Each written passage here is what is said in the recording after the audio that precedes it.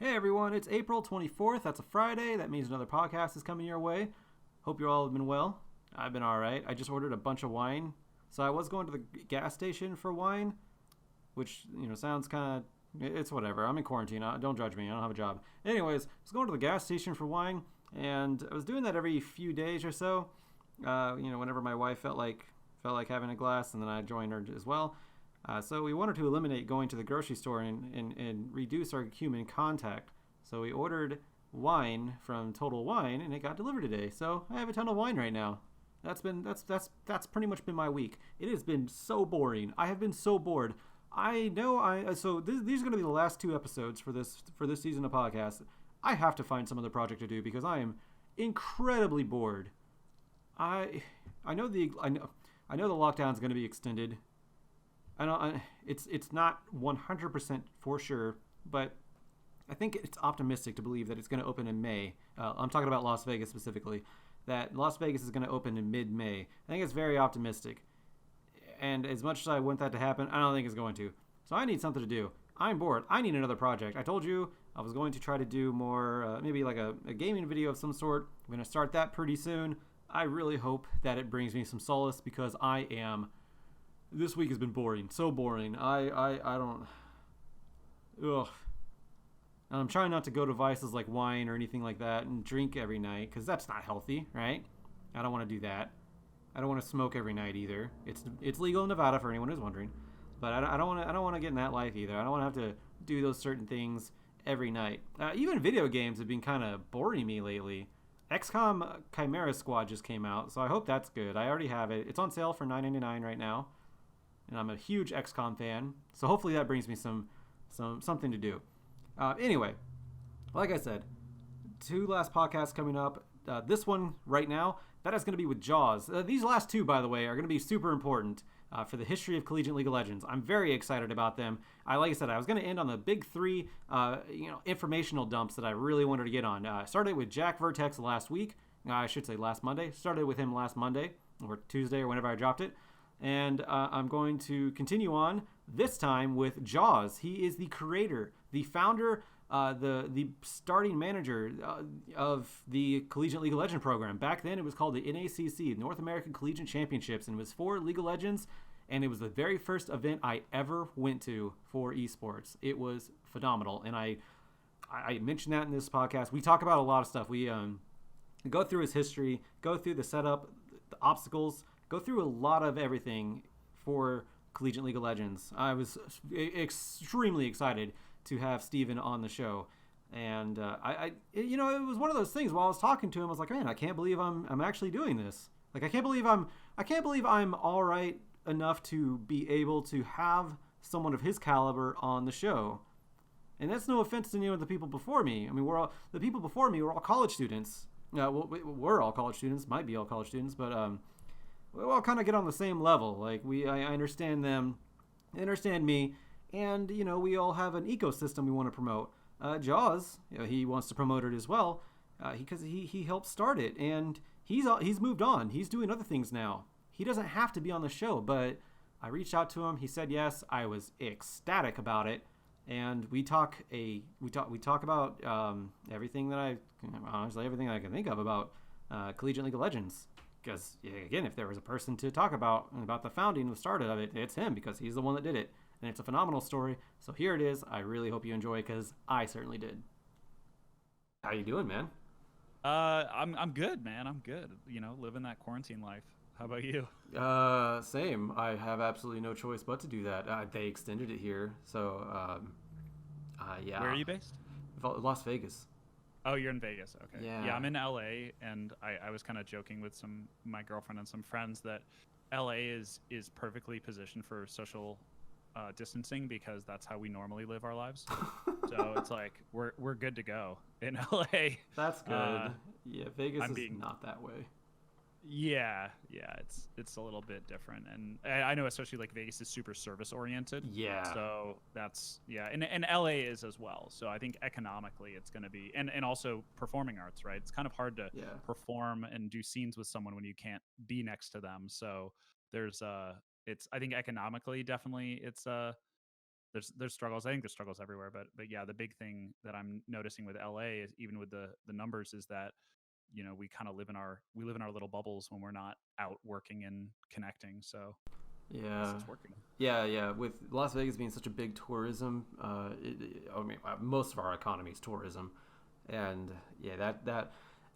So I wasn't here during the 2008 recession and all that stuff. But I'm getting like seeing reports on like comparisons to that. I'm like, I have no idea how it's going to affect this place.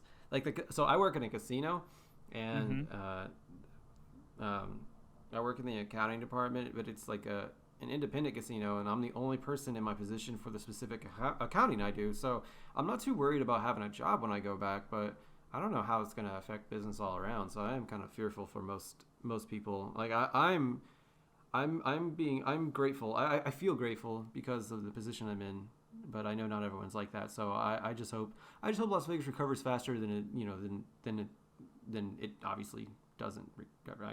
You know what I mean? I just hope it recovers because there's a lot of people affected by all this, and yeah, Yeah. yeah. So that's how Vegas is doing, and I mean I guess that's why we're here. So hello, thank you, yeah.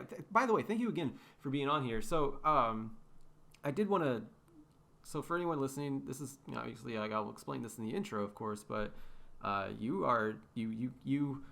spearheaded the collegiate program at Riot, yeah? Yeah. I mean, I can do a little blurb about myself if you want. Do a blurb about yourself.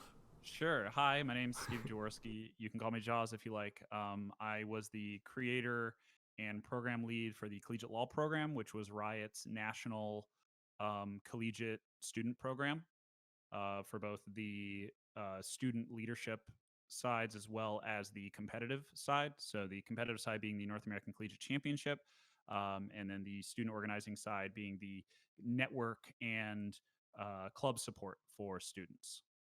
And I did that for about 4 years, from 2011 to 2015.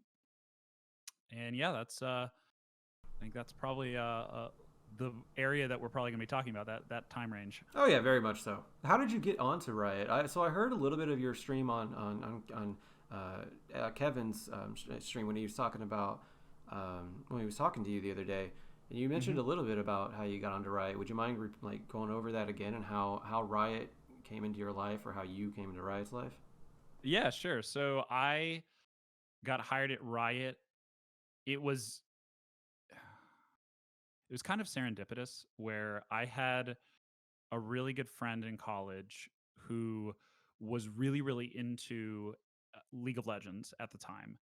This was my senior year in college. I was also running a live action zombie apocalypse simulation with Nerf guns, which is called Humans versus Zombies.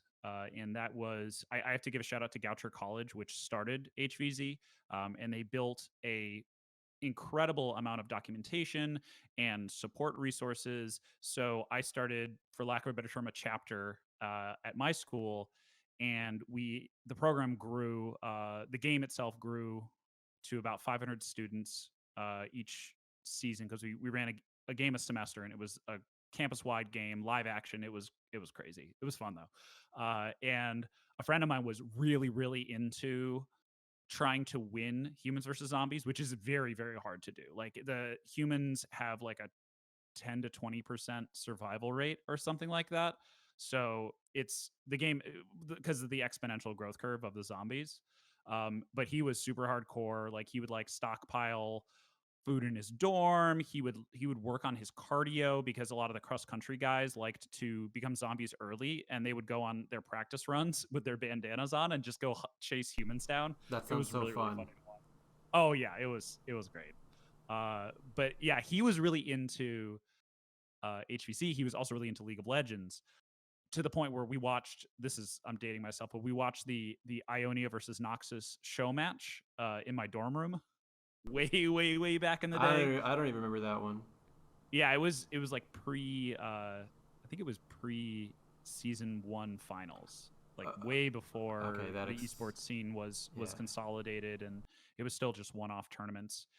And he sent me the listing for Riot's Riot had a listing out for the collegiate community coordinator, which was the position that I ended up applying for and getting.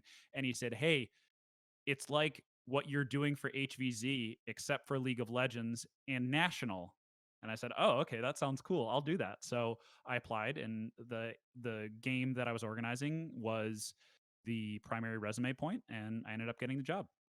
So whenever you got hired, you went in knowing that collegiate was going to be the thing that you were working on. Yeah, yeah. I we had It was very clear that my job was to build a collegiate engagement program for League of Legends on a North American scale. And how did something like that? Like how do you approach something like that? How do you? I mean, obviously you said you already had some experience doing that with the sort of the thing that you were doing, but how do you go from what you were doing with humans versus zombies and going over to something like Riot and doing it on a national scale with a game that is at that point wasn't quite as proven as it was today. Yeah, it wasn't huge, but it was big. So it was the season 1 championship at DreamHack had just happened. So this was the early season 2. So we definitely had momentum on our side. So the timing was perfect for something like this, because we were just getting going, so we had a little bit of wiggle room to experiment and try new things. And then the exponential growth curve followed. So once we had the basics down, we just kind of had to ride the wave and not fall off. That was the goal. But I mean, to be quite frank, my first 3 months were I was completely overwhelmed and drinking from the fire hose, and having to ask a lot of questions, and was very much very green, very much a rookie. And so I was really lucky that I had colleagues that were had a lot more experience than I did, that were very supportive, and really helped me kind of figure out my process, because Riot does not have a lot of structure. You're required to really drive your own programs and projects forward. So that was hard for a junior employee with very little work experience. That is incredibly hard environment to go into. So I leaned heavily on my team members. I leaned heavily on my manager and my director, who were Tammet and Pendragon at the time. Um, I leaned the most heavily on Chris Wyatt, who I'd mentioned before. He was my teammate. We actually started on the same day. He was building a fan sites program, and he had a lot of years of experience in the gaming industry. So we were able to really build almost a symbiotic relationship, where I was really good at presenting and pitching, and he had a really clear understanding of how to build programs and how to make them work. So I helped him kind of build his pitch out for fan sites, which were huge at the time. Back in 2011, 2010, 2011, fan sites like the Zam Network, Wowhead, all those folks were huge. And Solomid.net was starting to Oh, really blow up. So TSM mid. Oh, so fun fact, I yeah. actually got my start in esports there because I was, Oh yeah. yeah, which is really, it's minute, but I was actually a moderator there and I wrote guides, and that was the first time I ever got paid was writing guides for TSM. Yeah, there you It go. was, yeah, it was exhilarating. I got paid $50, and I Oh was man. over the moon about that. Fantastic. Go That's on. Sorry, I interjected no, there. you're good. There you go. Right. So that was kind of what his focus was. So if I was focusing on the collegiate community, he was focusing on the fan site community. So kind of managing that network. And yeah, he really helped me kind of build out. Oh, this is what an internal pitch looks like, because I had to pitch the program in order to get budget and funding and basically justify my job. So those are the first 3 months, and it was really really hard. I'm not gonna lie. The biggest thing that I learned out of it was to listen and to ask a million questions. And that's what I did. I did that both internally, and I did it to the students, where we did some outreach. I got about 31 schools, and we ended up following it up with these we just call them Skype triads. I don't even know if it's a technical term, but it worked, where we got 3 organizers at a time and just did a I just grilled them, for lack of a better term, about, hey, like, tell me everything about your club. Tell me about your biggest, what it makes it that your club successful so far. What are your biggest challenges? What are your biggest needs? How could a company like Riot help? And just aggregated and just tried to distill all of that feedback down into a concrete and specific program that is doable and scalable. That was the biggest challenge: is, hey, how do you scale this to every college in North America?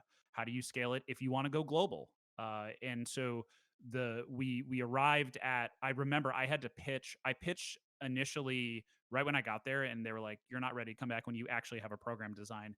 And I remember being under a ton of pressure.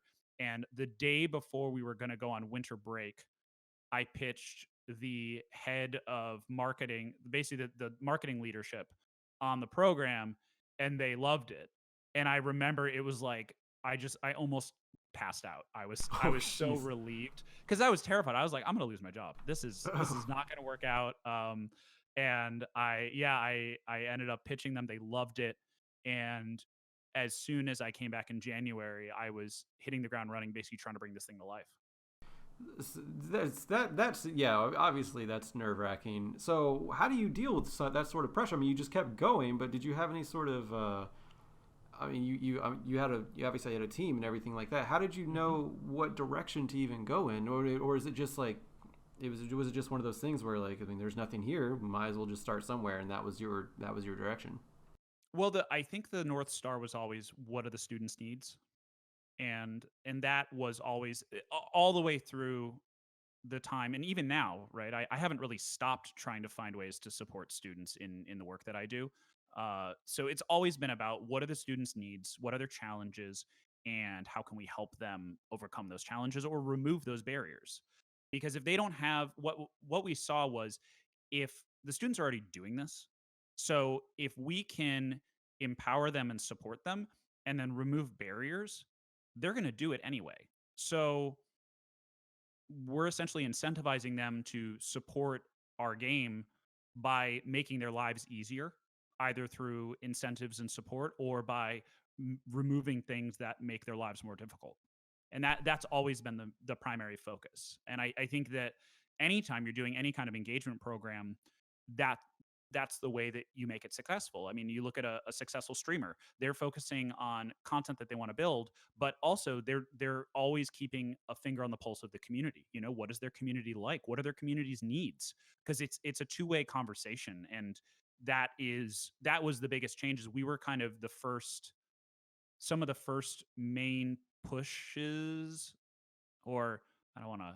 I don't know if it's necessarily pushes, but we were the primary, the first movers on those really strong engagement programs that were focused around that two-way conversation. I think that's what gave Riot a competitive advantage for a long, long time. And I think it still does to a degree, is that two-way conversation where a lot of other game companies were saying, I decree, this is what we're doing, and we're open to feedback, but we're probably just going to do this. Whereas Riot, I remember that was the biggest change I saw with Riot was like, oh, they're not only listening, but they're actively seeking feedback and actively trying to talk and have a conversation about it. And so that has always been a way to make that kind of program development much more straightforward. Because if you know what the needs are, that can be your starting point, and then you just got to make sure you don't fall into the Henry Ford problem, which is the I think the story is when Henry Ford asked people how they wanted to get around faster. They're like, oh, just make a faster horse, and it's like, oh yeah, that's not that's not going to work. Right. Yeah. So yeah, it's basically kind of figure out what the needs are, distill them down, and then build support infrastructure to empower and either address those needs or remove those barriers. Okay. So with going back a little bit, whenever you were hired, so I mean I mean, obviously, we just laid out the entire program and how you approach this. So that's really good. But I was wondering, so this is before season two championships, which season two championships was what I watched in League of Legends. That was when that's when I saw that esports was like an actual thing. Like I know it had been around for a long time, World of Warcraft 3, StarCraft 2, such things like that. But whenever Riot had a stadium full of fans cheering for Taipei Assassins, Fnatic, CLG, all of them, like I took notice, and that was huge. But I'm wondering, this came into inception before all of that, before that you could see that stadiums would sell out to this. What was what was the purpose of this altogether? What was their goal coming into this? Without, like you said, it was big, but it wasn't quite proven to the point that you could just have a whole infrastructure like this, at least from my point of view, have a whole infrastructure like this and let it certainly have it survive. Obviously it has, and Riot has gotten bigger and bigger, and now they're making multiple games. So Mazel Tov, they did it. They had the right idea for sure. But what was the point coming into bringing in forming the NACC when so far their pro league had just started getting off the ground? Well, just to be clear, the NACC didn't happen until season 4. So the NACC happened way after esports had really exploded. Oh, they just brought you on way beforehand to plan it all out and get the ground going, get the ground laid out. Well, yeah, because I'll repeat what my title was: Collegiate Community Coordinator. My focus was I was part of the community team, and so my goal was to engage and empower the collegiate community specifically. So back then, we were focused on the KPIs of growth. Hey, how do we get more people playing League of Legends? How do we offset the fact that the game is really, really hard to get into? Oh, we know that if you are playing the game with friends, you are more likely to stick around. Okay, then we need to focus on creating grassroots communities. And that was a big part of where my focus was. Okay, my goal is to get as many people playing League of Legends in college as possible. How do I do that? Well, I go find the organizers, right? I go find the people that I was when I was in college, where I was organizing people at my school to do a thing. The only difference is they're doing it around video games. And gaming clubs and grassroots gaming organizations have been around forever. I mean, that's how Dota got so big, was because of completely grassroots organizations. And Friday Night Magic is almost entirely grassroots. It was funded and supported by Wizards, but it's been driven primarily by a lot of the businesses and a lot of the communities that just want to hang out and play Magic every Friday. So that was my primary focus. It wasn't about, oh, we have to build a competitive esports infrastructure in order to legitimize the path to pro.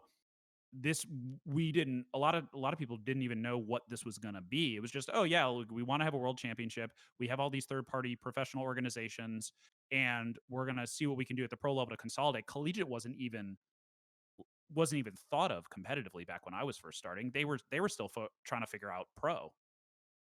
Yeah, that's what I was thinking too. So that makes sense. And I think one of the biggest things. I'm trying to think of when I actually got into it, because I feel like I've been casting. Well, I was broadcasting collegiate for. Well, I was on site for the first NACC. Obviously, I wasn't casting, but I was doing work for CSL. And I remember being with CSL. I did not know that was season 4. I know. It's crazy, huh? Time absolutely flew by that point, because I feel like I've always casted collegiate, and I don't remember a time before that, but I guess it was season 4, because I remember getting super interested in season 2. And season 3, that's when I started getting into the infrastructure of esports and all that, and I'm thinking like, oh, this might actually be a thing. And then, being that naive boy who thought he could go pro and then realized I'm just silver, so can't do that. So yeah, I started getting into broadcasting. Okay, that makes way more sense. I haven't got a solid timeline down for myself. I haven't actually. I don't know if anybody really does. Yeah. Like, I don't know if it's really. So I mean, I can give you the high points or the key points from my perspective for collegiate, if you'd like. Yeah, please. Sure. So like I said, I got hired September 2011. The program officially launched. It didn't officially launch. I believe the program officially launched in the spring. We did a couple of one-off events. We were still setting up infrastructure, but the program didn't officially launch until I believe early to mid 2012, because we were still setting up a bunch of we couldn't get web support because the web was in the middle of a giant migration, and they were like, yeah, we have bigger fish to fry than building you a website for something that is unproven. And so we ended up doing the organization almost entirely through social media, which ended up being a really, really good call. So we were organizing almost entirely through Facebook, and we ended up getting a merch vendor. And that was kind of where the program started. Was we eventually got a website and kind of that officially launched. But before that, we were doing a lot of one-off event support. So I actually think about it. I think the program may have like officially launched in 2013. I need to go back and look at it, but I'm pretty sure the official like, hey, sign up, sign your club up, get support, do that officially started in early 2013. And then before then, we were doing a lot of one-off event support and on one-off engagement events just to kind of grow the community. But yeah, it took a little while to get going. Mainly because of the lack of technical resources, which is, that's pretty common. If you don't have the technology to back a program like that, it's very difficult. It would have been a lot easier if Discord existed back then, but Oh yeah. unfortunately, Discord did not exist back then. So it was mainly Facebook, and then a lot of spreadsheets. So that was tricky, and just close collaboration with other existing programs. So the prized events program, we were working heavily with the prized events program, um, trying to do a lot of data collection just to make sure we understand what the students' needs were, trying to connect them, whatever cool stuff they were doing, just trying to make sure that was visible with the rest of the company, and also just trying to support the existing competitive infrastructure. So we had Ivy Law, we had CSL as the two primary leagues, and just trying to provide support for those guys as they were growing, because there was no way back then that I could have justified a centralized season because we couldn't even get technology resources for the club. But once the esports really took off, once the LCS had solidified, and once we had an in-house studio, Riot had an actual studio. It wasn't on site, but it was one that could potentially be leveraged internally. That was when we saw the opportunity and we said, okay, like let's pitch this, let's see if we can do it, and basically kind of mirror what the professional team had done with season 2, where you're working with all the third party partners and then consolidating the postseason. We try to do the exact same thing for the NACC, which was what happened in 2014. Was we said, okay, let's get a bunch of the third party partners together. Let's do an all encompassing comprehensive collegiate championship so that there aren't 4 different collegiate champions. There is one collegiate champion, and they are undisputed. That was so. I do want to say, I do want to thank you for actually forming all that, because that was my very first trip to anywhere for esports, and that was the first NACC, and I thought that was like one of the most exciting times of my life. So that was thank you. That was really nice. That was a nice event that you organized just in general. Thank you so much. Yeah, And thank you for doing play-by-play, because I remember you did play-by-play for the semis, didn't you? I did. Yeah, Yeah. I'm so hard. I feel so good that you remember. Yeah, of course. Yeah, I remember. Yeah, you guys did.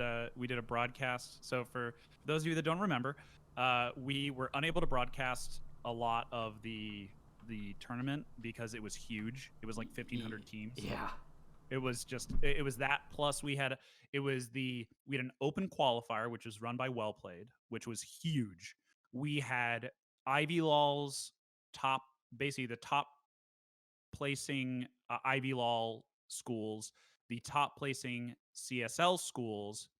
They went into a bracket, or it was a group stage, Yeah. which then turned into a knockout bracket, and then you worked with NACL to broadcast the semifinals, and then the top 4 out of that got flown out to compete on the big stage. Yeah, that was, man. I remember the web page. What the web page looked like for that. It was I remember it was like a black colored scheme, but it had like the 4 I think it was the quadrants, like 4 stages for each like Ivy Law and then CSL, and that's how they went into the groups after that, I believe.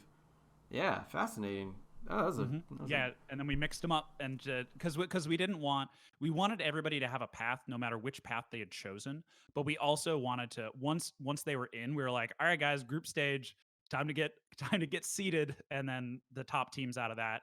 Once the top teams are out of that, it's like, all right, the organizations are kind of wiped clean once you've gone through the spin cycle that is the group stage. So now it's just battling for a spot in the finals.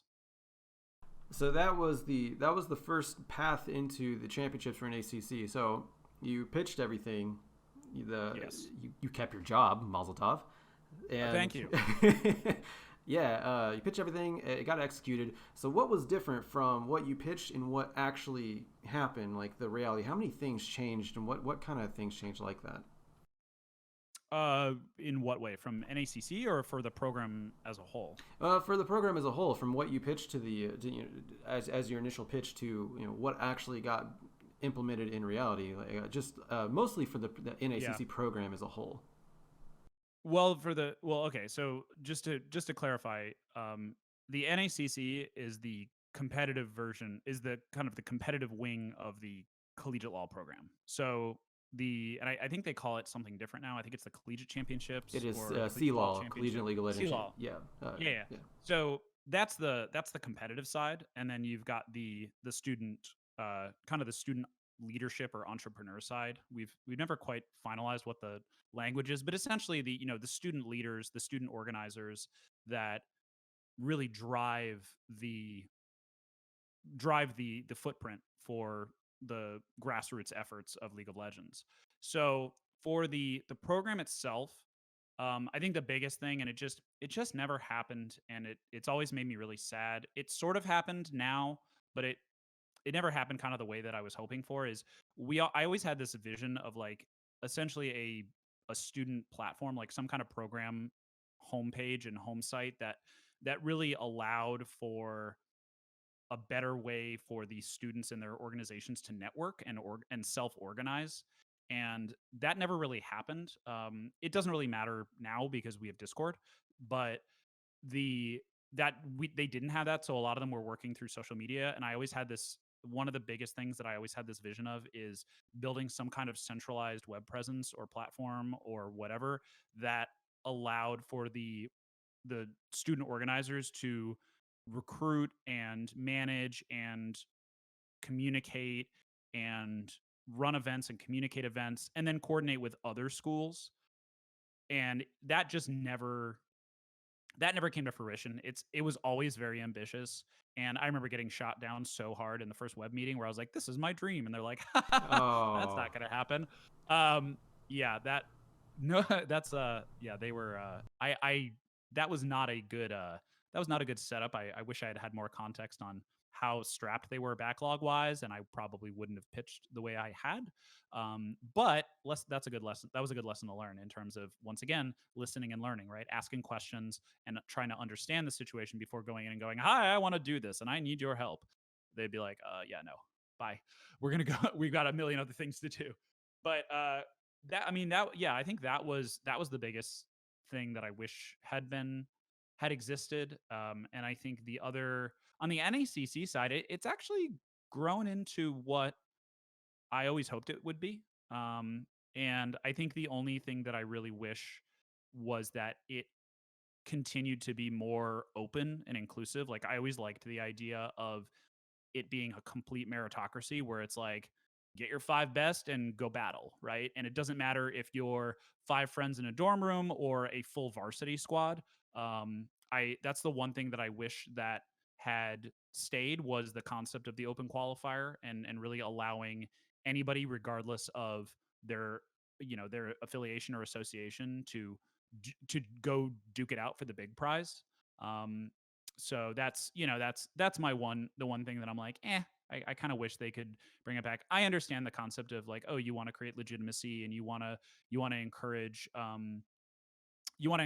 institutional adoption, and the way you get institutional adoption is by giving the institutions a clear path where they're competing against other institutions, which will encourage them to invest. So if like five kids out of a dorm room come and beat up UCI's varsity team, like that's probably a little discouraging for UCI's varsity program. They're like, why the hell are we investing in this? So I totally get that, but part of me really always liked the idea of an open bracket, right? I was a tennis player, so tennis is all about just, you can qualify. Anybody can qualify for most tournaments, and it's just cool. You just got to go win your matches, and it doesn't matter who you are. It doesn't matter what your background is. It just matters, can you pay the fee? Can you pay the entry fee? And when you walk on court, can you beat the guy in front of you?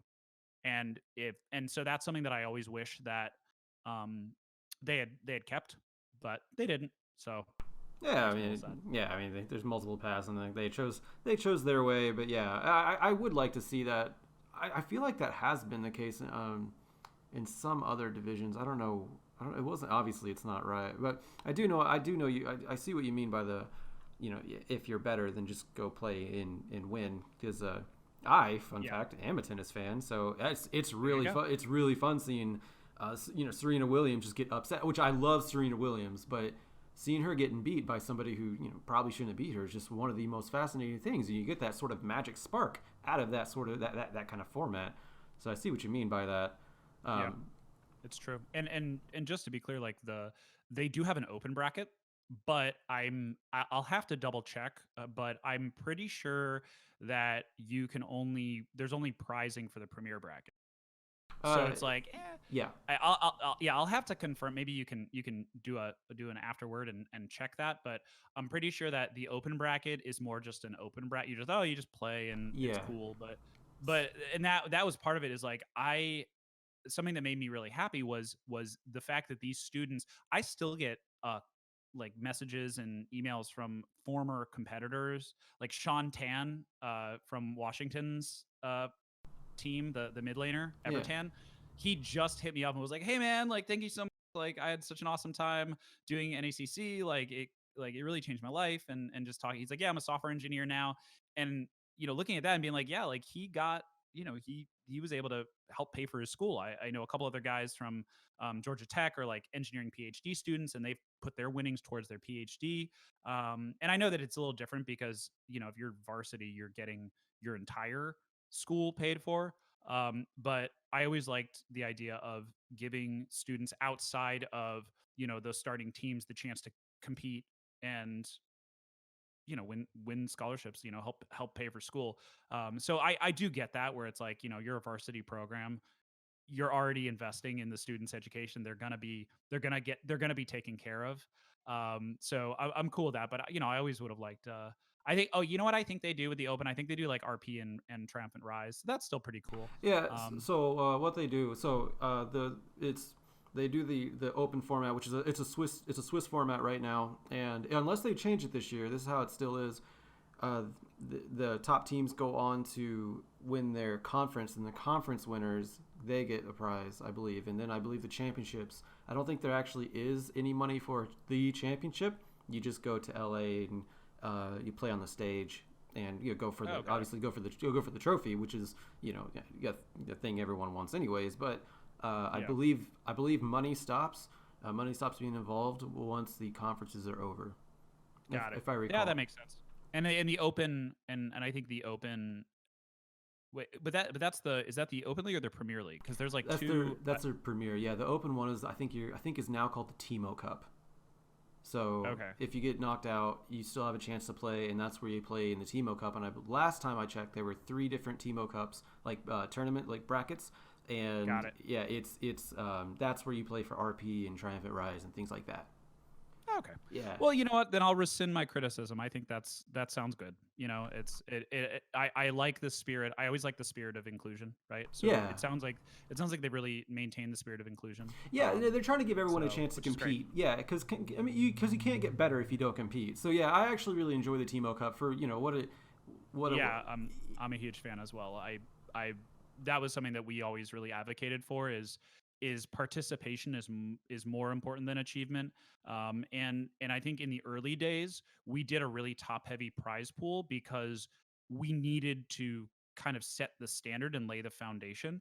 And also there wasn't really any other way to uh, be rewarded for being really good at League of Legends. So now that varsity programs are coming in, the incentive structure is a little bit different because if you're part of a varsity program, you're already getting your scholarship. You're already getting your tuition covered. So anything on top of that is a little, I mean, it's great, right? It's like, oh, you could Yeah. put it towards a grad program, you could put it towards a PhD program. But the fact that the undergrad expenses for a lot of these participants is already being taken care of, that kind of changes the equation a little bit. Yeah, and I actually that's one of the reasons why I like these third-party collegiate programs like AVGL, even CSL, Ivy Law when it was a thing. Although it doesn't really have a chance to get into what I'm about to talk about because it's no longer. I mean, Sherman went over to Riot, but that's why I like. Well, I'll just use CSL as an example because obviously I know it best because I worked for them. Mm-hmm. Yeah, so any of the varsity teams are going to go compete in Riot's tournament because I mean it's the premier tournament. But CSL they'll have JV teams, and I know a lot of people will sometimes be a little bit negative toward JV teams because they're not on the par of varsity teams. But I mean that's how it is in collegiate. Like you do have like different levels of teams, and you can't get better and you can't have a chance to shine if you don't play. So even at the JV level. Level of play, like it's still extremely important. I don't think people really give it enough credit. So I'm glad to hear you say that everyone should be able to compete, no matter what. Because you can't just focus on the top 20 teams when there's like 1,500 teams competing. There's so much potential out there that isn't being shown because, well, it's being shown more now than ever, which I'm very thankful for. Because again, Timo Cup, CSL, even AVGL, in these other local tournaments, like there's local pop-up tournaments from colleges that display this talent as well. So I do really approve of everyone should be able to play and compete because you can't get better unless you compete. And you can play solo queue, but I mean, solo queue is quite a bit different than playing on a very coordinated 5v5 team. So very much so. I do want to talk about real quick scholarships. Did you have anything to do with that? Because while you were there, Robert Morris, they were the first esports scholarship, first school to give away esports scholarships in North America. Did you have anything to do with that, or is that strictly up to the school to decide and just leave it independent to them? I mean, that's up to the institutions. I think that, because they're the ones that decide whether or not to provide scholarships for their students. Yeah. But we certainly were in contact with them. I talked to Kurt, back when he was just trying to figure out he's like, oh, like we want to do this. So what do you guys think? And we kind of like talked them through it and help them just kind of get off the ground. It was much more of a consulting perspective where they're like, hey, we're gonna do this. And we're like, okay, cool. If you're gonna do this, here's our recommendation on kind of how to go about it. Here's kind of how we support organizations. We didn't really have any kind of institutional support because remember, going back to the roots of the program was community. So the community itself was where my focus was, the students. And we hadn't really thought from the institutional perspective. And I honestly think that's still a pretty big question mark that needs to be addressed, which is you've got your student program and then you've got your institutions, but there's not always a lot of connective tissue between them. So something that I always really push for is, hey, if you're an institution looking to start a program or looking to grow your program, you should probably be collaborating directly with the student club because the student club probably knows the gaming community better than you do. And they likely know who the best players are. And they also have probably been organizing these students for a while now. So there's a world where, those student organizers can connect directly with the institution itself and help them build a program that is not just going to be solid from a varsity perspective, but is also going to serve the entire collegiate ecosystem. So when we were first starting and talking to Robert Morris, it was more, hey, like this is how we see the world. These are the competitions that we provide, and then just being available as a resource. Okay, yeah, that's what I was wondering how much because I know I don't actually know who does what, whether it be Teaser or Sherman. I'm very confused on which one does what, behind the scenes and things. So whenever I say a name, it just means the whole, like the team of Teaser, sure. Sherman, everyone behind them as well. Because I do know that there are some sort of it's like an outreach program of some sort where if a student wants to go to his school or their school, I should say. Well, a student wants to go to their school and pitch some sort of like an esports program or a scholarship program or even a club. If I recall, I do know that there is a resource from Riot that will help and reach out and I'm not going to say convince them because obviously that's not their job, but they will help out, help and reach out and say, hey, this is what we do, this is who we are, uh, and this is the benefits, and then it's up to them if they choose or not. And that's what I was wondering because I didn't know if that got established back whenever you were under it or you were over the program, or if that was something that came a little later or not. But Yeah, it definitely came later because by the time I was transitioning out of the program, that was when a lot of institutions started doubling down. Like my last, so here I'll put this into perspective. So I left Riot in 2016, and my last event as a rioter was UCI's LAN Center opening. Kind of like their announcement of their varsity program and their LAN Center, and basically all of that dropped with this big incredible celebration on campus, and that was actually my last thing as a rioter. And I hadn't been involved with collegiate for about a year, almost a year and a half at that point, because I had actually transitioned over to the editorial team and I was doing gameplay content for the editorial team. So I wasn't involved with collegiate really at all at that point. So I think that's been the biggest shift of the program is I think it's also under the esports vertical now, and it is much more focused on the institutional relationships as opposed to the student relationships. I think they still have the student program, but it has definitely shifted. The priorities have definitely shifted more towards kind of the managing the network of institutions as opposed to managing the network of students. That's kind of the read that I've seen in terms of the priorities, in terms of policy shifts. It's much more focused around the growing number of varsity programs, which are driven by the institutions themselves, as opposed to the student-run organizations. yeah, very much so. Actually, some of my guests on here are still in colleges with some of the biggest student organizations, student clubs that the school just won't budge on an esports program yet. So some of them still don't have a choice on it, but they're I do have faith that every school will get there because I think that's a natural progression, the natural, I guess, realization once you see esports happening that, I mean, everyone wants to play it, and that's I feel like schools are just going to give into it. Not to mention, I think I've stated this numerous times, like on other shows, that it's not like an esports program. It's not like building a football stadium, having a football team. It's a lot less infrastructure. I guess I don't want to say infrastructure, but a lot less land needed. Like I don't know if like Columbia colleges, theirs is like their gaming room is I guess it's a hut.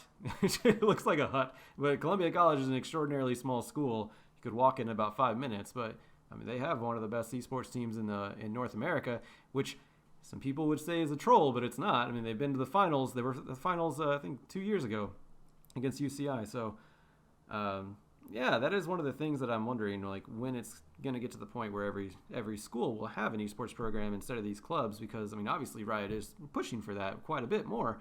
But yeah, the clubs are super important still. They have that's a great starting point, but at the same time, like I'm wondering how long they're going to last if they're getting beaten by the competition that has a few more resources in them. Well, I mean, I think that the the the fallacy, the logical fallacy there is that there has to be that it's a zero sum solution, that it has to be one or the other, and I've never subscribed to that.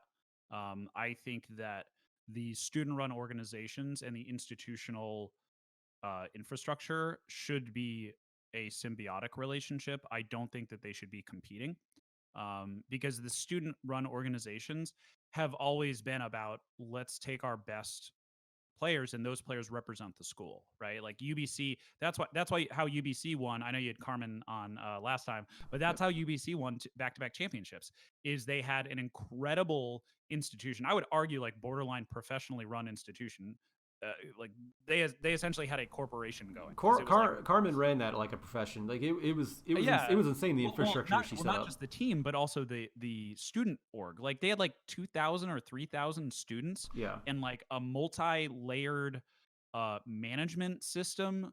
Like she was essentially running a company Yeah, that's what in the surprised form of a me. volunteer program. Yeah, that shock that took me it took me back quite a bit because Yeah. I didn't know about all that. I don't know about the infrastructure of UBC. I knew it was a very large school. I knew it had a large following, and I knew that they wouldn't give esports scholarships. But I didn't know it was that involved with her. Like yeah, like you said, essentially just ran a company there Yeah.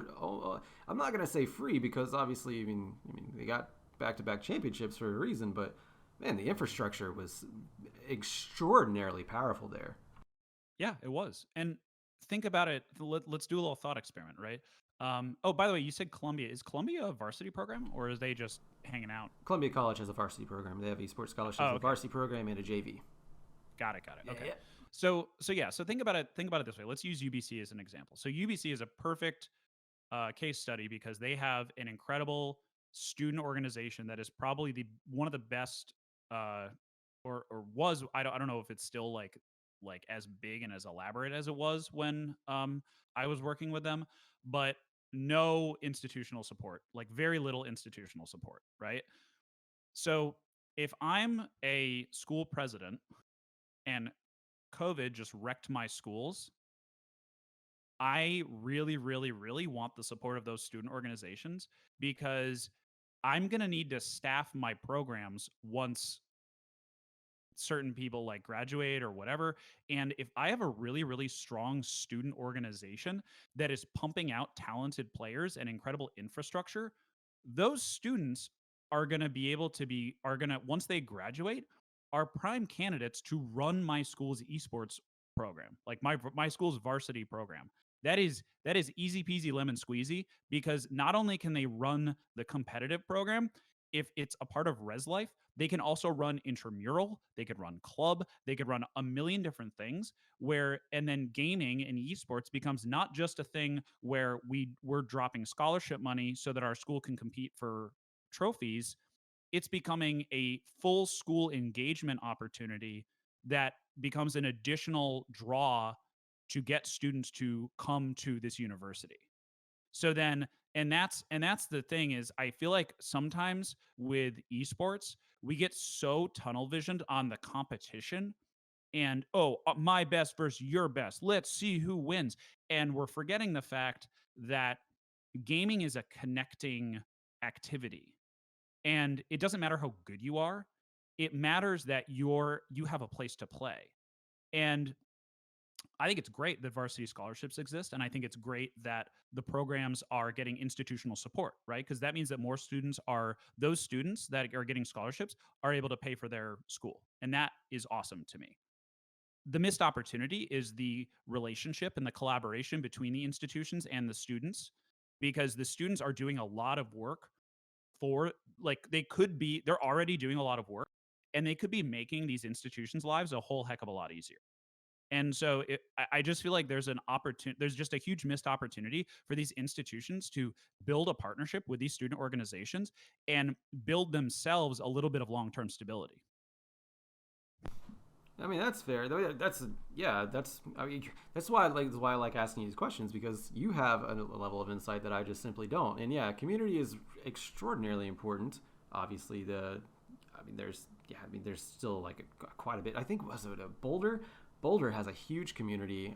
Jack Oh Vertex, yeah. yeah, he's actually gonna be I actually had him on my podcast about a week ago, and I'll be posting his pretty soon. But yeah, he has a lot of dedication, and it kind of reminded me of Carmen with how much he's done over there because he built it from the ground up, and now he just kind of works the infrastructure where he needs to. And yeah, that Hmm. sort of thing is extraordinarily important. And yeah, I obviously I'm probably guilty of the whole.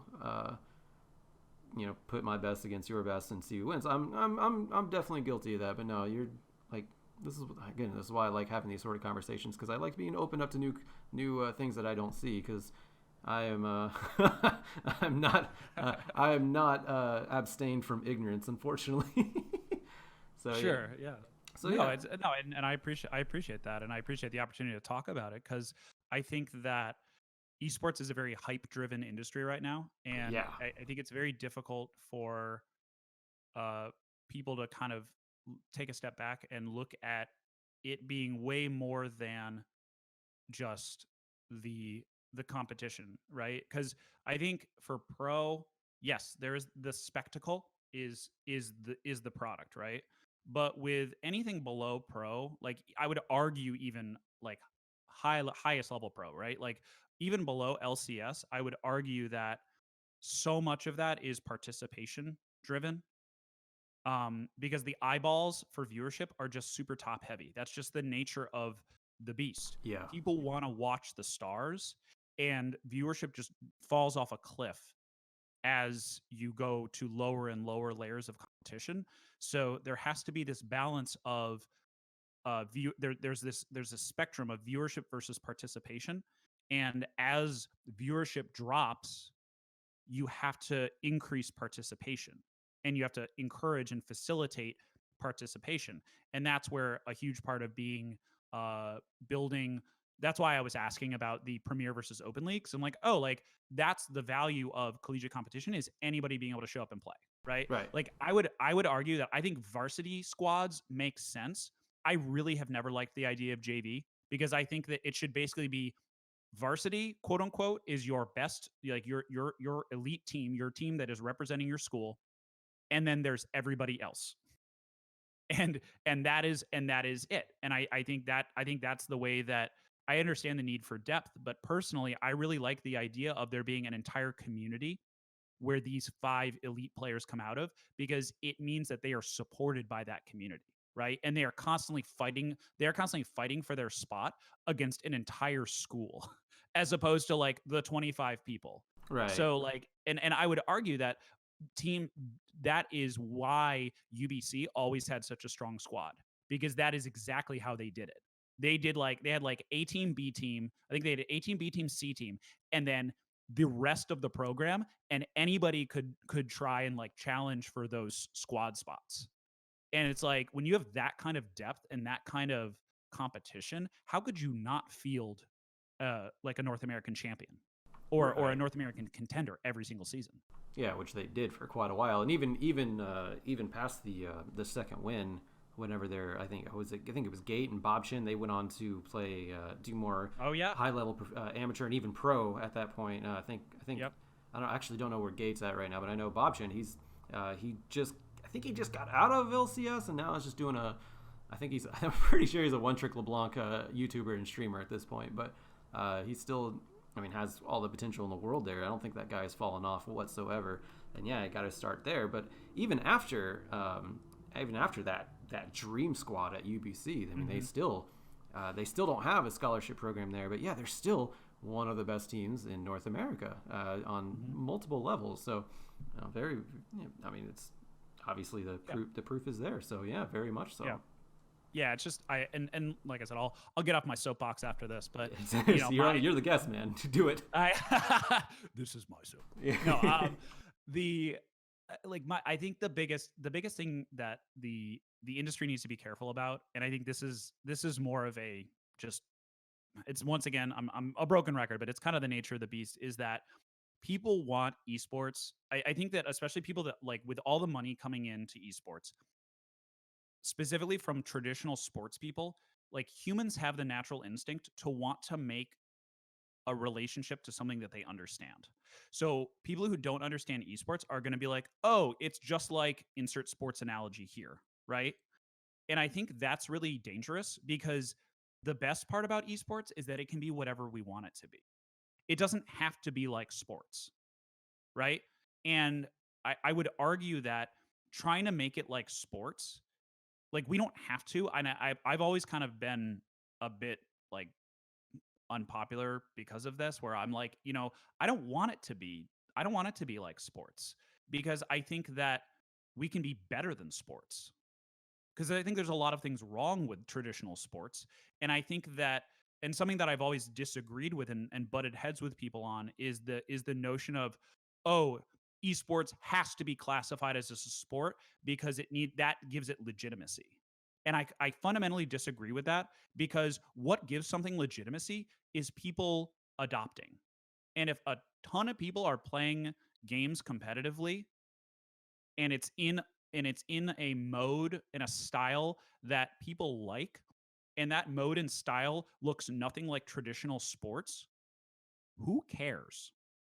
Like, honestly, who really cares? That's a fair point. Riot just got a TV sponsor, not sponsorship, a TV deal with ESPN, and they're still calling it esports. So yeah, they did things their way. So I mean, it's working out. Yeah, I mean and kind of what we were talking about is like that's an example of what like the whole institutions like collaborating with students. That is weird from a sports perspective, but it might not be weird from an esports perspective because unlike athletics, you're not limited. It's literally skill, right? It's pure skill. Whereas athletics, if I'm not 6'2", I'm gonna have a hard time making the basketball team. Doesn't matter how good I am. It's just like there are physical limitations. Gaming has no such physical limitations. It's can you do the thing, right? Can you do the thing? Do you have the game knowledge? Do you have the experience? Do you have the skill?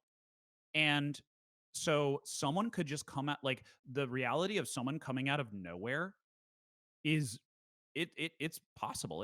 It's not just possible, it's probable where someone's like, "Yeah, I picked up this game and I really liked it and I ground it." Like that's how we got Reckless. I don't know if you knew this, but we got Reckless because he blew his knee out. He was going to be like a soccer star. I don't know if he was ODP, but he was pretty close. ODP is Olympic development, but he was like one of those elite soccer guys and he blew his knee out and got into League of Legends and just got super into it and just grinded it for about a year and then got picked up by a pro team. So like the possibility of someone just coming out of nowhere is not unreasonable. I had no idea about that. Yeah. No, it's like you hear these little stories. I also have a funny story about Bobqin that I'll tell you, but just remind me later. Sure thing. But yeah, like that, that concept of, hey, how could institutions collaborate with the student organizers to build an inclusive and cohesive gaming environment? That's likely gonna make them more competitive because unlike traditional sports where like I can't go play football, like maybe I can play IM football, but I'm not gonna be able to go play full pad football. Anybody can go play League of Legends competitively, right? Like I could go get 9 friends and we could go grind scrims and go practice a ton, and I could go solo queue and practice a ton. So like there's a world where you could build this really interesting and cool competitive culture at a university level that is supported by the institution, with those top players being directly supported through scholarships or whatever. But then you like imagine if your walk-on spots were the entire school, right? Where the entire school had the opportunity to walk on and they were constantly competing for those spots. Like you want to tell me that you wouldn't have a sick and super deep program? Like I don't know. That'd be a hard sell for me. I mean, this just feeds back into your philosophy of everyone should be able to play because yeah, like you said, I mean anybody you can make a star that way. Like Reckless, obviously he like esports is for everyone. He had one career going or one life goal going, went to. I mean, obviously, unfortunate circumstances brought him to esports, but now he made himself a star into esports. But that goes into the whole thing. It's like, if you didn't participate, you wouldn't have been able to get to that point. We wouldn't know about Reckless. So that does feed back into the entire scenario of everyone should be able to participate. This is good character development, Steve. This is consistent character development. I like this about you. Yeah, I do my best. Yeah, no, I do actually really appreciate that point of view because, yeah.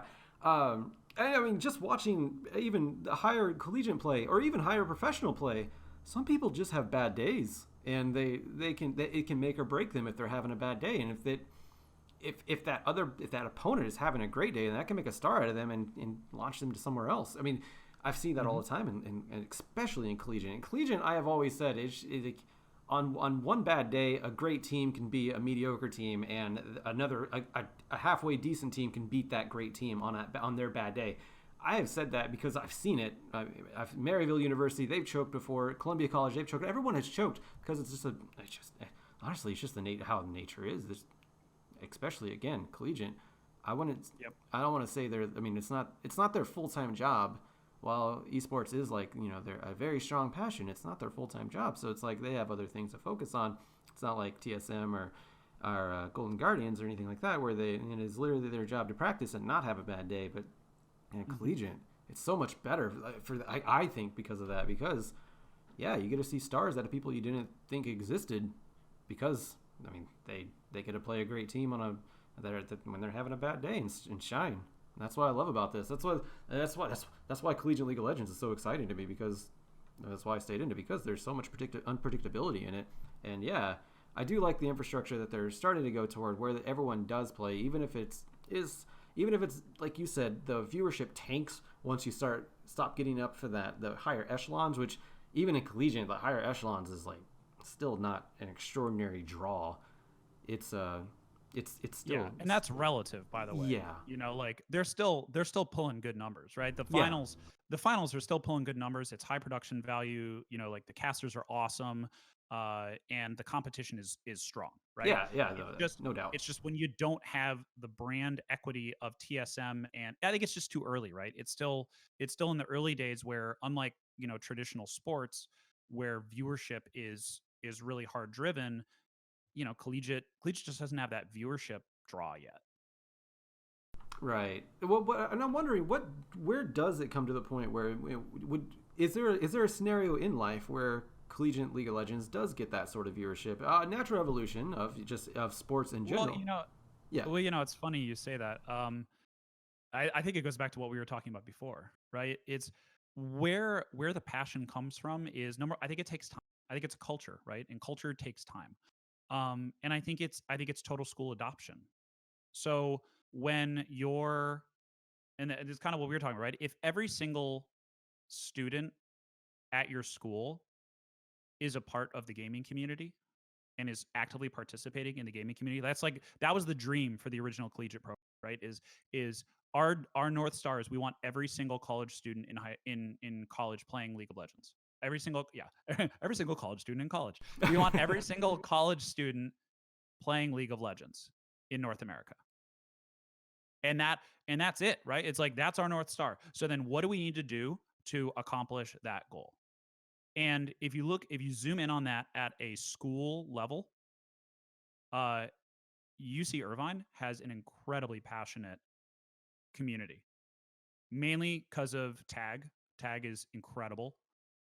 But the other big reason is because the university itself has embraced the idea of getting as many students as possible involved in the program. They have a varsity program as well, so that those students are well represented at national and international competitions. But with their gaming arena and with the continued support of Tag, that is how UCI uh, has such a passionate viewer base and fan base. Even back when I was working with them, they would show up in like 100 strong, easy, for a live event, no problem. Oh, our team's participating, great. 100 of us are going to show up, and like we have coordinated cheers and everything. It was insane, you know. UBC is the same way. So I think if you see the institutional adoption of gaming and esports, not just at the elite varsity level, but at the school level, and it really starts getting injected into the school's DNA, where they're providing support and infrastructure and resources to give more students the opportunity to play and connect through gaming. That is where that is going to come out of, in my opinion.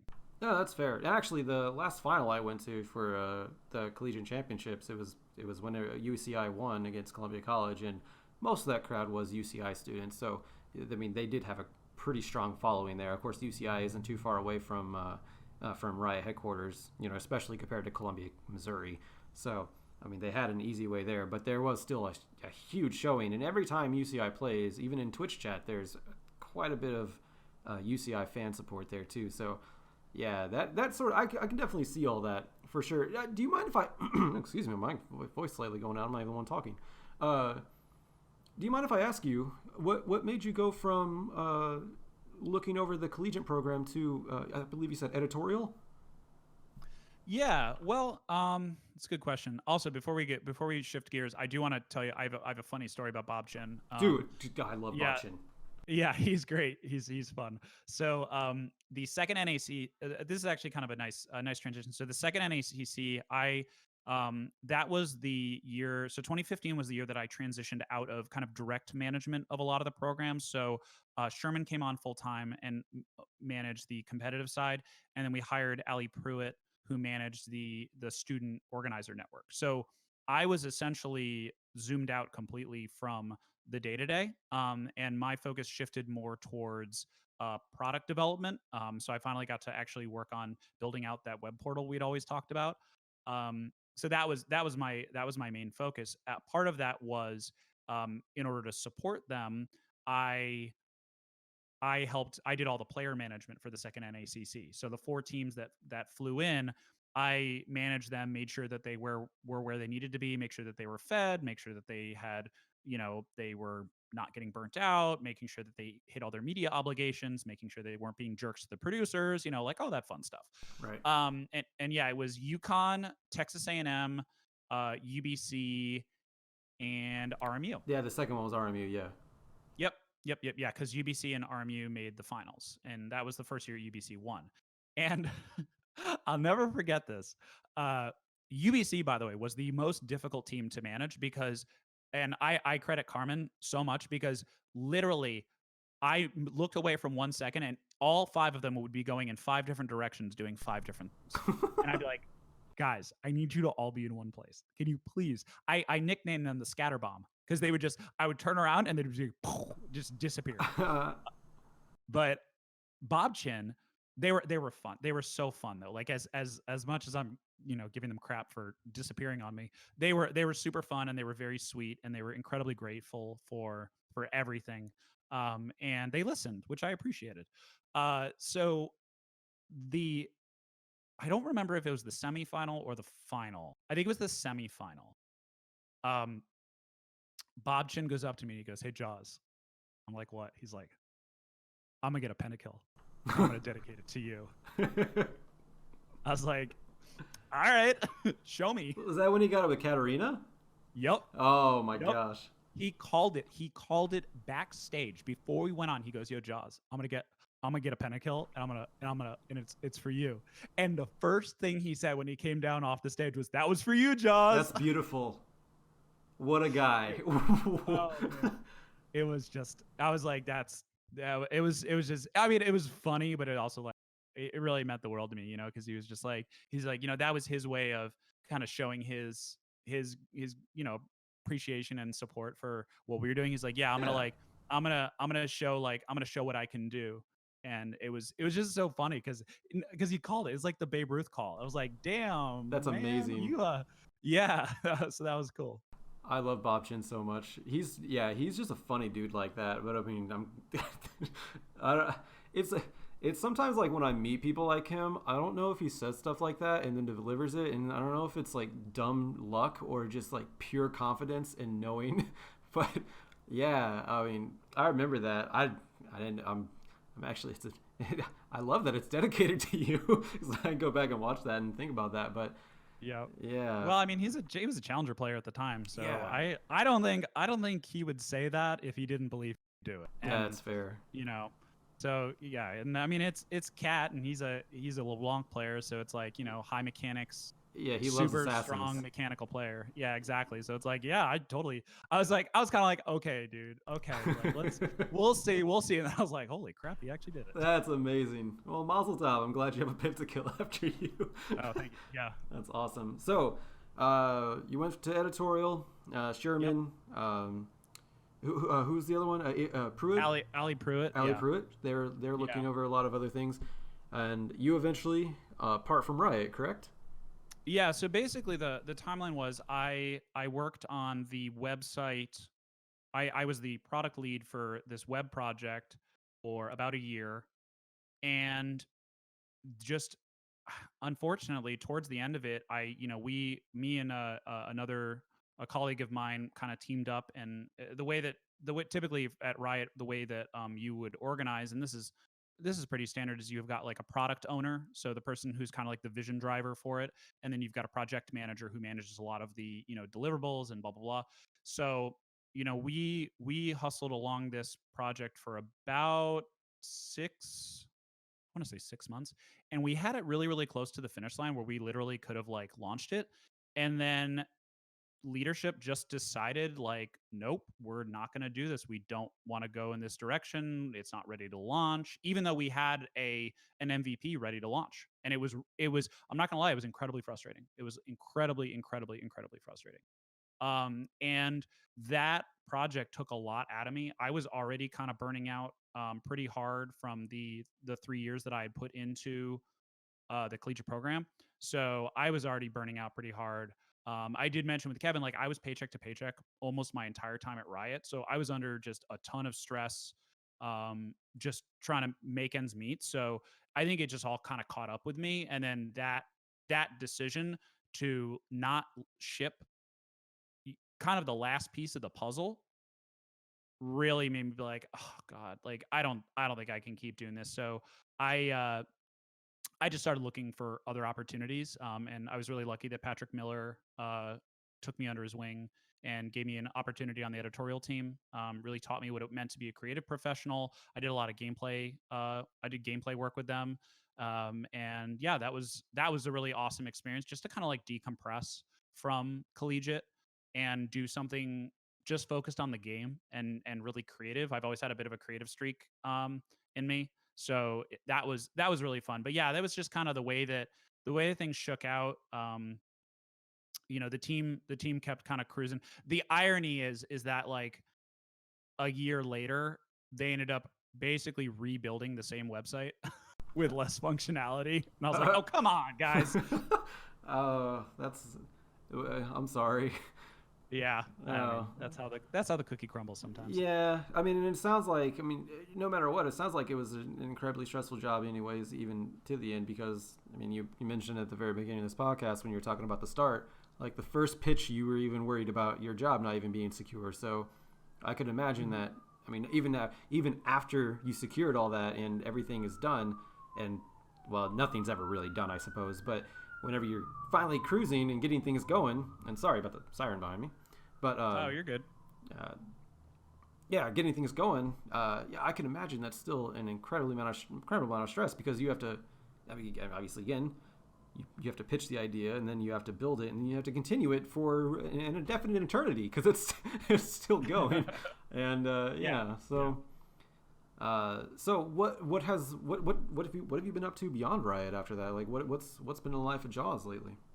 Oh man, that's a good question. So yeah, I left Riot in October 2016. I took about 6 months off and just did a full decompression. And for those of you that have been keeping an eye on a lot of the stuff that I've been doing lately, I've been really beating the recovery and work-life balance, because I had to do like a straight up 6 month detox where I didn't do any work or anything, just to recover from the workload and the strain of working at a company like Riot. Like, that is, and I'm not saying that exaggerating, and because I've had multiple people tell me after they leave Riot that they needed like 6 months to a year, depending upon how long they were there and what their economic situation was. So like it was a lot. So I took 6 months off. I really just kind of focused on not anything work related or esports related or gaming related. I played a lot of video games. I walk dogs. That sounds pleasant. I Yeah, I actually had ended up adopting a dog, which was great. Oh, nice. Yeah, no, it was wonderful. Because I finally had the time because I was home. And then I started dabbling back into consulting work. I consulted with with Super League Gaming for a couple months, and then I was like, I'm not ready, so I kind of took more time off. And then I ended up co-founding a consulting firm with another Riot alum, and we did some kind of a bunch of one-off stuff, and then we ended up working with the high school esports league for about a year, working with them pretty heavily, just trying to help them because I really liked what they were doing, and I still like what they were doing. In terms of they were really looking at it from the same.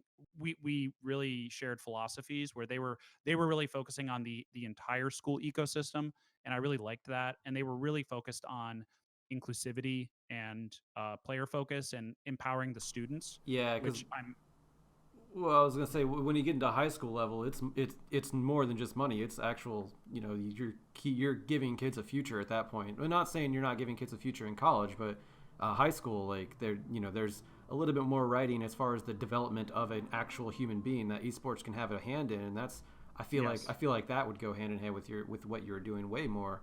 We're not saying that it doesn't work with collegiate, don't get me wrong, but like high school, like that is like that's what it is, community and participating and building a, I guess, I mean, friendships out of it whenever you're a student, things like that. For sure. And I think the other cool thing was that they were already thinking from the perspective of those high school leaders are going to become college leaders, are going to become industry leaders. So it's cool to start seeing some students coming out of their program and going right into a leadership role at a collegiate organization. And that when I remember talking, I remember talking to them about that, and I was like, "Oh, you guys are so ahead of the curve." And they've been doing it for years and years and years. I'm actually surprised I had never heard of them, because if I had heard about them when I was at Riot, I would have supported them all the way through. Like they had the right idea. They were doing it. They were doing it in a way that was really really player focused. So yeah, worked with them, tried to help them out for about a year. We ended up working. We ended up being able to really help them scale, which was awesome, and try to build self sustainability. And then ended up about a year, and then ended up walking away. And I'm now in the process of co-founding a startup, which I can't really talk about because we're still in stealth mode. But it is going to involve direct publishing, because what I learned, the hard lessons that I learned from the high school esports league, having been on the other side, on the publisher side, is that if you are not a game publisher, and this is the other drum that I've been beating, because I really want people to start having this conversation and asking the hard questions and creating accountability. If you are not a game publisher, you do not have a lot of agency when it comes to the games. Unlike basketball, where anybody could go make a basketball tournament, you do not have a lot of individual agency if you want to either build a community event or, much more specifically, a business around a specific video game. And I think that that contributes to a ton of the volatility that we're seeing in the space, because the publishers want everybody to play their game, and the institutions, so educational institutions, for example, want to engage as many students as possible. And that those goals kind of work against each other, because the institutions don't know which games to support. They're like, oh, okay, I think I'm going to do this game, but I don't know. There might be some other things involved, and they'll get stuck on exclusivity with some organizations, and it's just a big mess. And I think that's a big part of it. So that was actually a big motivation for me to start looking more in the direct game publishing route, specifically for live service titles, because it's incredibly frustrating to try and make an impact with a third party organization, because you really are kind of at the mercy of the publishers. And if they decide that they want to do a thing, there's not a whole lot you have in terms of recourse. Right. Yeah, I've learned that just being in CSL and working with Riot, which, I don't want to down Riot or anything, but it is their game. But yeah, there are some obstacles there whenever, CSL wants to do their thing, and then the developers are like, nah, don't, and then you just can't. So Yeah. there's that. I mean, it's not just Riot though, right? Well, So, of course not. I'm just using that as yeah, a first-hand example. sure. Yeah, I mean, it's every publisher has. I think that the problem is the inconsistency, right? Like Riot wants to approach Scholastic and Amateur a specific way. Blizzard wants to do it a different way. Yeah. Nintendo, I don't know, They don't care. Valve is like, like there's all these different, like it's like 4 or 5 different organizations, or 4 or 5 different publishers, and they all have different rules, and those rules are constantly changing. So it's like, how can you create a consistent program when that is constantly happening?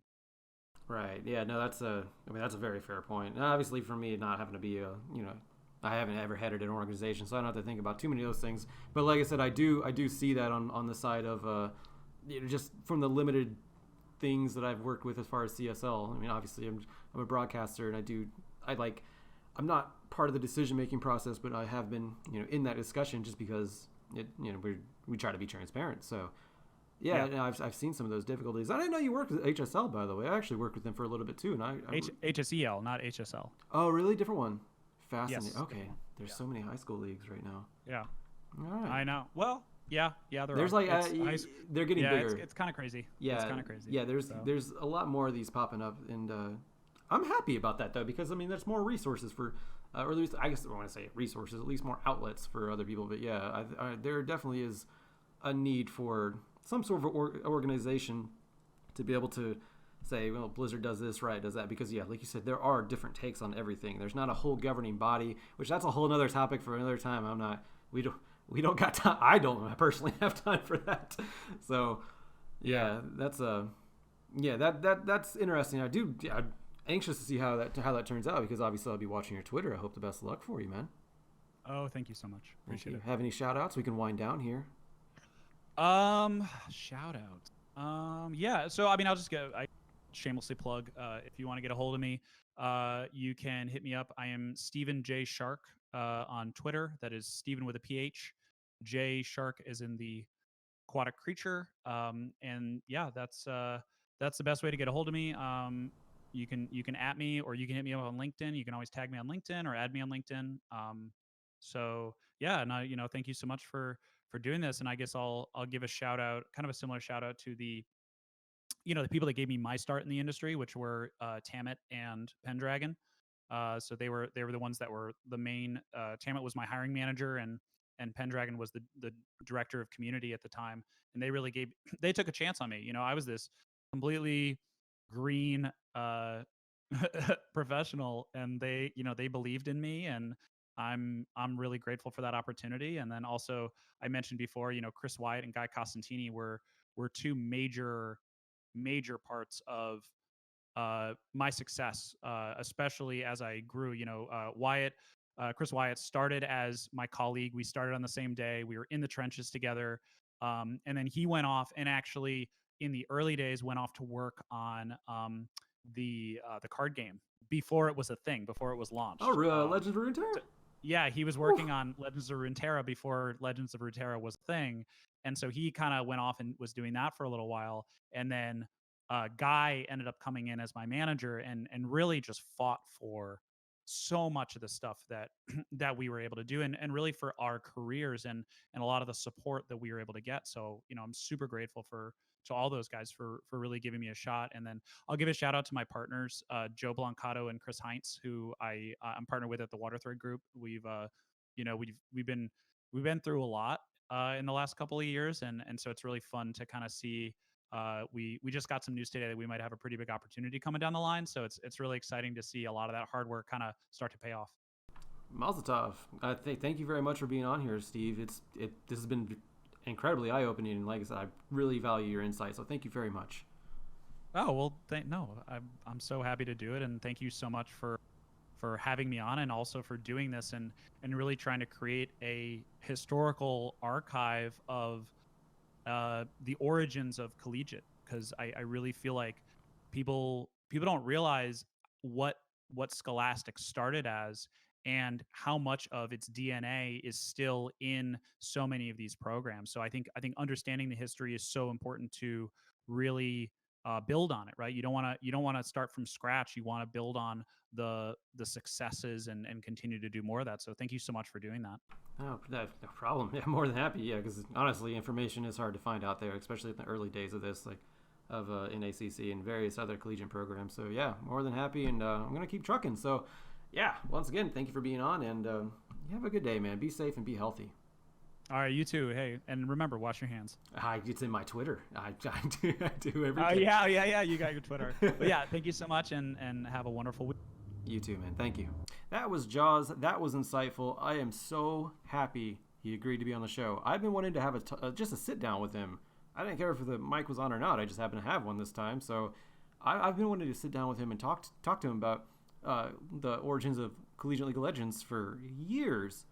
I mean, anyone who knows me knows that I've had my ups and downs with my feelings about League of Legends, about Riot, about esports, and things like that. But the one thing that's always been a constant is I love Collegiate League of Legends. I love the community. I love the schools. The schools. I've learned so much through it.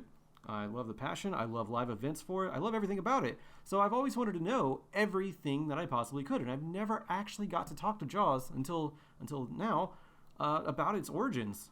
So, oh my gosh, I'm so happy. I'm so grateful. Thank you. If you're listening, Jaws, thank you very much for being on. Very insightful. More than I could have ever asked for. So that's going to be it this week. What is tomorrow? Friday. Yeah, tomorrow's Friday. So Monday is going to be my last show for the season. That's the 27th.